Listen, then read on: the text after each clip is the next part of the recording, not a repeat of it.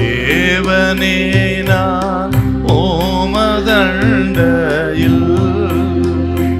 இன்னும் நெருங்கி சேர்வதே என் ஆவல் பூமியில்.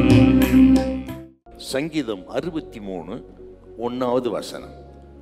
தேவனே தேவனே நீர் என்னுடைய தேவன், நீர் என்னுடைய தேவன், அதிகாலமே உம்மை தேடுகிறேன், அதிகாலமே உம்மை தேடுகிறேன். வறண்டதும் விடாய்த்ததும் தண்ணீர் அற்றதுமான நிலத்திலே என் ஆத்துமா உம்மேல் தாகமா இருக்கிறது, என் மாம்சமானது உம்மை வாஞ்சிக்கிறது. இது எங்க சொல்றாருன்னா, வீட்டுல அரண்மனை இருந்துட்டு சொல்லுங்க அவரு. இந்த சங்கீதத்தின் தலைப்பை கொஞ்சம் வாசிங்களேன். தாவீது யூதாவின் வனாந்தரத்தில் இருக்கையில் தாவீது யூதாவின் வனாந்தரத்தில் இருக்கையில் பாடின சங்கீதம். பாடின சங்கீதம். பாத்தீங்களா? எங்க பாடுறாருங்க? யூதாவின் வனாந்தரத்திலே.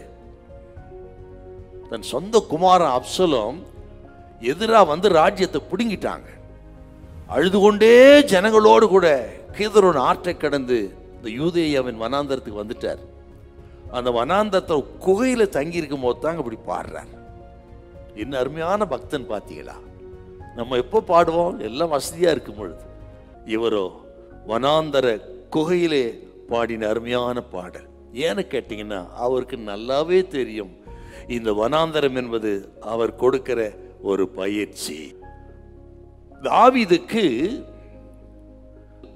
ஆசரிப்பு கூடாரத்துக்குள்ள போக முடியாவிட்டாலும் அவர் வனாந்தரத்தை தங்கிய குகையையே ஆசரிப்பு கூடாரமாக மாத்திட்டாருங்க.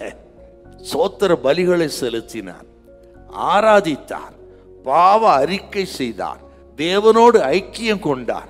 இதுதான் ஆசீர்வாதத்தில் நடக்குது. அதைத்தான் இவர் தான் இருந்த குகையிலே அப்படி செஞ்சார். அதுதாங்க இந்த 63ஆம் சங்கீதம். எல்லாம் வசதியா இருக்கும்போது ஆராதிப்பது, கர்த்தர் நல்லவன் சொல்றதெல்லாம் இயல்புதான். ஆனால் எல்லாவற்றையும் இழந்தாலும் சரி, என் மீட்பர் உயிரோடு இருக்கிறார், என் கண்கள் அவரை காணும், என் சொந்த கண்களே அவரை காணும் என்று சொல்வதுதான் கிறிஸ்தவன். இது ஒரு பயிற்சியின் எடான விசுவாசித்தா தான் அப்படி சொல்ல முடியும். கர்த்தர் சொல்றார், இன்னைக்கு எல்லாவற்றையும் இழந்து இருக்கலாம். ஒரு காலத்துல ரொம்ப நல்லா இருந்து இன்றைக்கு எல்லாம் இருந்து ஒரு வருமானமும் இல்லாம நீங்க வெறுமையா இருக்கலாம். இன்னைக்கு ஒரு காலத்துல அநேகருக்கு வாரி கொடுத்து இருப்பீங்க, அநேகர் வாழ வைத்து இருப்பீங்க, அநேகருக்கு நீங்கள் ஒரு ஆசீர்வாதத்தை வாய்க்காலா இருந்திருப்பீங்க. இன்னைக்கு எல்லாவற்றையும் இழந்து வெறுமையாய் வறுமையாய் இருப்பீங்க. உங்களுக்கு ஆண்டவர் சொல்றாருங்க, இந்த நேரத்திலே நீங்கள் ஆண்டவரை துதித்து பாடுவதுதான் ஆவிக்கிற வாழ்க்கை. நீங்கள் சவுண்டா இருக்கிறீங்க, நீங்கள் தான் பலவான்களா இருக்கிறீர்கள். கர்த்தர் உங்கள் வனாந்தரத்தை மாற்றுவார்.